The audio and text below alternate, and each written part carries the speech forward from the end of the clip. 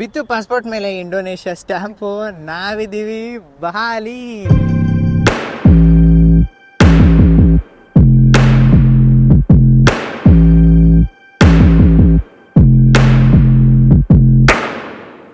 Confuse ಆಗ್ಬೇಡಿ, ನಾವಿನ್ನು ವಿಯೆಟ್ನಾಮಲ್ಲೇ ಇದ್ದೀವಿ. ನಡ್ಕೊಂಡು ಯೋಚನೆ ಮಾಡಿದ್ರೆ ನಮ್ಮ ಕ್ರಿಯೇಟಿವಿಟಿ 60% ಜಾಸ್ತಿ ಕೆಲಸ ಮಾಡುತ್ತಂತೆ. ಆದರೆ ಅಷ್ಟೊತ್ತಿಂದ ನಡ್ಕೊ ಬರ್ತಿದ್ದೀನಿ, ಯಾವ ಬಸ್ ಹತ್ಬೇಕು ಅನ್ನೋದೇ ಮರ್ತೈತಲ್ಲ. ಅದು ಕ್ರಿಯೇಟಿವಿಟಿ ತಾನೇ, ನೆನ್ಪಿನ ಶಕ್ತಿ ಅಲ್ವಲ್ಲ. ಬಸ್ ನಂಬರ್ 4, ಇಲ್ಲಿಂದ 200 ಮೀಟರ್ ನಡ್ಕೊಂಡು ಹೋಗಿ ಹತ್ಬೇಕು. ಇವಾಗ ನಾವು ಸೀದಾ ಶಿಸ್ತಾಗಿ ಏರ್ಪೋರ್ಟ್ ಹತ್ರ ಹೋಗ್ತಿದೀವಿ. ಯಾವ್ದು ಬಸ್ ಇಲ್ಲ, ಇನ್ನ ಗ್ರ್ಯಾಬೇ ಗತಿ.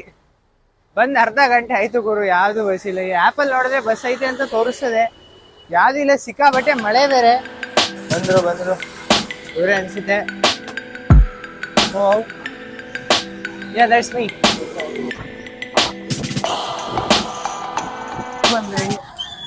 ಎಷ್ಟಾಯ್ತು? 52. 1,00,000 ನೋಟ್ ಇದು.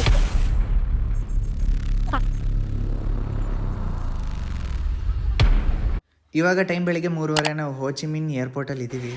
Time already 4:58. ಅಂದರೆ ಇಂಡಿಯಾದಲ್ಲಿ ಇವಾಗ 3:30. 1.5 ಗಂಟೆ ಆಯಿತಾ ನಾವು ಇಮಿಗ್ರೇಷನ್ ಕ್ಲಿಯರ್ ಮಾಡೋಕ್ಕೆ. ನಮ್ಮ ಗೇಟ್ ಹತ್ರ ಬಂದಾಯಿತು. ಫ್ಲೈಟ್ ಇರೋದು 7 ಗಂಟೆಗೆ. ಆಮೇಲೆ ಒಂದು ಸೈಕಾಗಿದ್ದ ವಿಷಯ ಏನು ಗೊತ್ತಾ, ಇವತ್ತಲ್ಲಿ ಡಿಪ್ಲೊಮೆಟಿಕ್ ಪಾಸ್ಪೋರ್ಟ್ ಡಿಪಾರ್ಟ್ಮೆಂಟ್ ಹತ್ರ ಸಿಕ್ಕಾಬಟ್ಟೆ ಜನ ಇರ್ತವ್ರೆ. ನನಗೆ ಶಾಕು, ಇಷ್ಟೊಂದು ಜನದ ಹತ್ರ ಡಿಪ್ಲೊಮೆಟಿಕ್ ಪಾಸ್ಪೋರ್ಟ್ ಇದೆಯಾ ಅಂತ.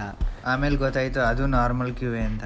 ಯೂಶಲಿ ಡಿಪ್ಲೊಮೆಟಿಕ್ ಪಾಸ್ಪೋರ್ಟ್ ಸಿಗೋದು ಹೈಲಿ ಅಫಿಷಿಯಲ್ಗಳಿಗೆ. ಆಮೇಲೆ ನಮ್ಮ ಇಂಡಿಯಾ ಅಂತಲ್ಲ, ಯಾವುದೇ ದೇಶಕ್ಕೋಸ್ಕರ ಏನಾದರೂ ಕೆಲಸ ಮಾಡ್ತಿರೋರಿಗೆ ಅಷ್ಟು ಸುಲಭದಲ್ಲಂತೂ ಡಿಪ್ಲೊಮೆಟಿಕ್ ಪಾಸ್ಪೋರ್ಟ್ ಸಿಗೋಲ್ಲ. ಆ್ಯಂಡ್ ಅದಿದ್ದರೆ ಎಷ್ಟು ಪ್ರಿವಿಲೇಜ್ ಇದೆ ಅಂದರೆ ನಾವು ಈಸಿಯಾಗಿ ಎಷ್ಟೋ ಬಾರ್ಡ್ರ್ಗಳನ್ನ ಕ್ರಾಸ್ ಮಾಡ್ಬೋದು. ಕ್ರೇಜಿ ವಿಷಯ ಏನು ಅಂದರೆ ಡಿಪ್ಲೊಮೆಟಿಕ್ ಪಾಸ್ಪೋರ್ಟ್ ಹೋಲ್ಡರ್ಸ್ಗೋಸ್ಕರ ಫ್ಲೈಟು ಸಹ ಅರ್ಧ ಗಂಟೆ ಕಾಯುತ್ತೆ. ನಾವೆಲ್ಲ ನಾರ್ಮಲ್ ಪಾಸ್ಪೋರ್ಟ್ ಹೋಲ್ಡರ್ಗಳು 5 6 ಅವರ್ ಮುಂಚೆ ಬಂದು ಕಾಯ್ತಾ ಇರಬೇಕು ಏರ್ಪೋರ್ಟಲ್ಲಿ. ಬಟ್ ಅವ್ರಿಗೆ ಅರ್ಧ ಗಂಟೆ ಫ್ಲೈಟೇ ಕಾಯುತ್ತೆ. ಅದೊಂಥರ ಸ್ಟ್ರಾಂಗೆಸ್ಟು. ಬಂತು ನಮ್ಮ ಟೈಮ್ ಹೋಗೋಕ್ಕೆ. ದೇಶಕ್ಕೆ ಟಾಟಾ ಬೈ ಬೈ ಹೇಳೋ ಸಮಯ.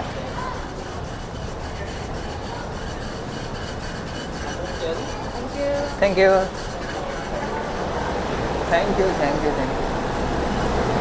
ಇದೇನು ಬರೋ ಫ್ಲೈಟ್ ಟಿಕೆಟ್ ಇಸ್ಕೊಬಿಟ್ಟು ಬಸ್ ಹತ್ತಿಸ್ತಾರ.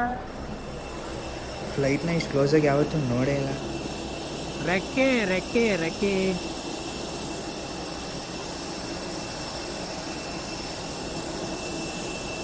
ಅದು ಆ್ಯಕ್ಚುಲಿ ರೆಕ್ಕೆ. ಅಲ್ಲಿಂದನೇ ಪೆಟ್ರೋಲ್ ಹಾಕೋದು ಇದಕ್ಕೆ. ಪೆಟ್ರೋಲ್ ಇಂಧನ ಏನಂತಾರೆ, ಇದಕ್ಕೆ 3 ಟ್ಯಾಂಕ್ ಇರುತ್ತೆ. ಎರಡು ಕಡೆ ವಿಂಗ್ಸಲ್ಲಿ, ಇನ್ನೊಂದು ಕೆಳಗಡೆ, ಅದೇ ದೊಡ್ಡ ಟ್ಯಾಂಕು. ಫ್ಲೈಟಲ್ಲೂ ಟ್ರಾಫಿಕ್ ಜಾಮ್ ಆಯ್ತದೆ ನೋಡಿ. ಅಲ್ಲಿ ಜನ ತುಂಬ ನಿಧಾನಕ್ಕೆ ಮೂವ್ ಆಯ್ತವ್ರೆ. ಏನು ಬೈ ಇದು ಸಿಕ್ಕಾಬಟ್ಟೆ ದೊಡ್ಡ ಫ್ಲೈಟು.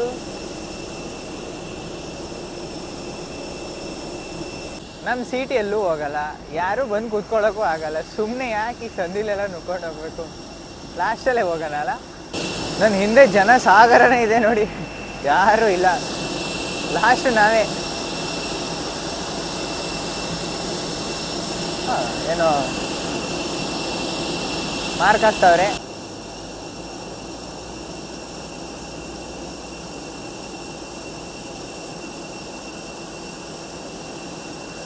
ಯಾವುದೋ ಬೇರೆ ಥರ.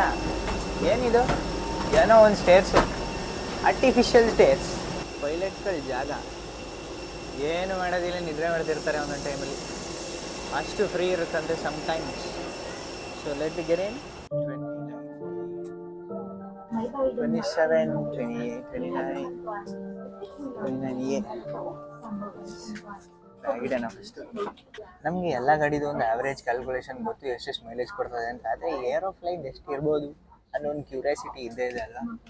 ನಾವಿವಾಗ ಮೇನ್ ರನ್ವೇ ಹತ್ರ ಹೋಗ್ತಾ ಇದ್ದೀವಿ ಟೇಕ್ ಆಫ್ ಆಗೋಕ್ಕೆ. ನನಗೆ ಈ ಮೊಬೈಲಲ್ಲಿ ಯಾಕೆ ಏರೋಪ್ಲೈನ್ ಮೂಡಿರುತ್ತೆ ಅಂತ ಒಂದು ಡೌಟ್ ಇತ್ತು, ಆದರೆ ಇವಾಗ ಕನ್ಫರ್ಮ್ ಆಯಿತು. ಅದು ಯೂಶಲಿ ಏರೋಪ್ಲೈನ್ ಟೇಕ್ ಆಫ್ ಆಗಬೇಕಾದ್ರೆ, ಲ್ಯಾಂಡ್ ಆಗಬೇಕಾದ್ರೆ ಮೊಬೈಲ್ನ ಯೂಸ್ ಮಾಡೋಂಗೇ ಇಲ್ಲ. ಆ ಟೈಮಲ್ಲಿ ಏರೋಪ್ಲೈನ್ ಮೋಡ್ ಹಾಕಬೇಕು. ಟೇಕ್ ಆಫ್ ಆಯಿತು. ಸರಿ, ಹೋಚಿಮಿನ್ ಸಿಟಿಗೆ ಟಾಟಾ ಬೈ ಬೈ ಹೇಳ್ತಾ ಇರೋಣ. ಬರೋಣ, ಮತ್ತೆ ಸಿಗ್ತೀವಿ. ಬೈ. ಫ್ಲೈಟು ಹೊರಗಡೆ ಸಿಕ್ಕಾಬಟ್ಟೆ ಸೌಂಡ್ ಇರುತ್ತೆ, ಆದರೆ ಒಳಗಡೆ ನೋಡಿ ಪ್ರೆಷರ್ನ ಹೆಂಗೆ ಮೇಂಟೈನ್ ಮಾಡಿದ್ದಾರೆ ಅಂತ. ಅಷ್ಟು ಸೌಂಡ್ ಕೇಳಿಸಲ್ಲ. ಏನು ಲ್ಯಾಂಡ್ ಆಯ್ತಿದ್ದೀವಿ ನೋಡಿ, ನೀರು ಕಾಣಕ್ಕೆ ಸ್ಟಾರ್ಟ್ ಆಯಿತು ಆಲ್ರೆಡಿ. ಇನ್ನು 200-250 ಕಿಲೋಮೀಟ್ರ್ ಐತೆ ಅಂದಂಗೆ ಲೋ ಮಾಡ್ತಾ ಬರ್ತಾರೆ, ಯಾಕೆಂದ್ರೆ ಅಷ್ಟು ಸ್ಪೀಡಾಗಿ ಒಯ್ದಿರುತ್ತೆ ಫ್ಲೈಟ್.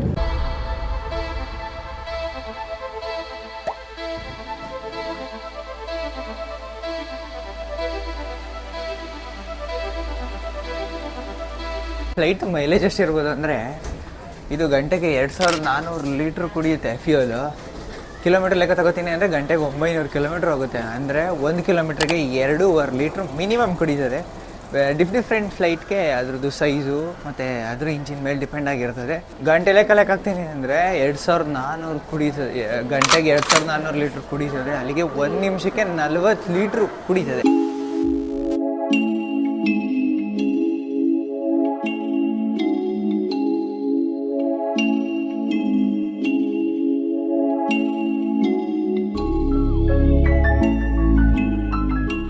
ದೇಶಕ್ಕೆ ವೀಸಾ ಆನ್ ಅರೈವಲು ಏನು ಮುಂಚೆನೇ ಅಪ್ಲೈ ಮಾಡಬೇಕು ಅಂತಿಲ್ಲ. ಇಂಡಿಯಾ ನಮ್ಮ ಭಾರತ.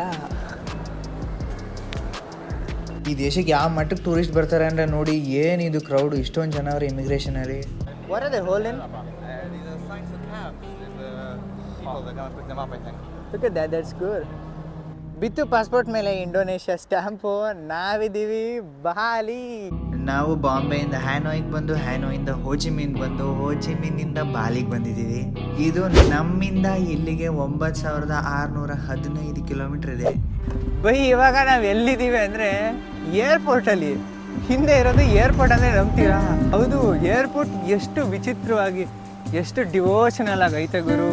ಸಖತ್ ಗ್ರೀನರಿ, ತುಂಬ ಅಂದರೆ ತುಂಬ ಡಿಫ್ರೆಂಟ್ ಆಗಿದೆ. ಇದೇ ಫಸ್ಟ್ ಏರ್ಪೋರ್ಟು, ನೋಡಿರೋದೇ 3 ಏರ್ಪೋರ್ಟ್, ಅದರಲ್ಲೂ ಇದು ಮಾತ್ರ ಸಖತ್ತಾಗಿದೆ. ಈಗ ಸ್ಟ್ರೈಟು ಸೀದಾ ಶಿಸ್ತಾಗಿ ಹಾಸ್ಟೆಲ್ ಹತ್ರ ಹೋಗೋಣ. ಎಲ್ಲಿ ಹೋಗಬೇಕು, ನೆಟ್ವರ್ಕ್ ಇಲ್ಲ, ನೋಡೋಣ. ಈ ಮಳೆಗೂ ನಮಗೂ ಏನೋ ಕನೆಕ್ಷನ್ ಐತೆ ಗುರು. ಎಲ್ಲೋದ್ರೂ ಹುಡ್ಕೊಂಡು ಬರ್ತಾನೆ ಇರ್ತಾರೆ. ಹೋಮ್ ಸ್ಟೇ ಹತ್ರ ಬಂದಿದ್ದೀವಿ. ಇದೇ ಹೋಮ್ ಸ್ಟೇ. ಇದೇನು ಹೋಮ್ ಸ್ಟೇನಾ? ನಿಜವಾಗ್ಲೂ ಹಿಂಗೆ ಇರ್ತದ? ನಮಸ್ತೆ ಅಕ್ಕ.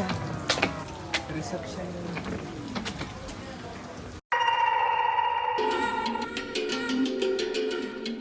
ತುಂಬ ಫೇಮಸ್ ಆಗಿರೋದು ಇಲ್ಲಿರೋ ಈ ಒಂದು ಸ್ಟ್ಯಾಚುಗೆ. ಇದು ಪ್ರಪಂಚದಲ್ಲೇ 3rd ಲಾರ್ಜೆಸ್ಟ್ ಸ್ಟ್ಯಾಚು.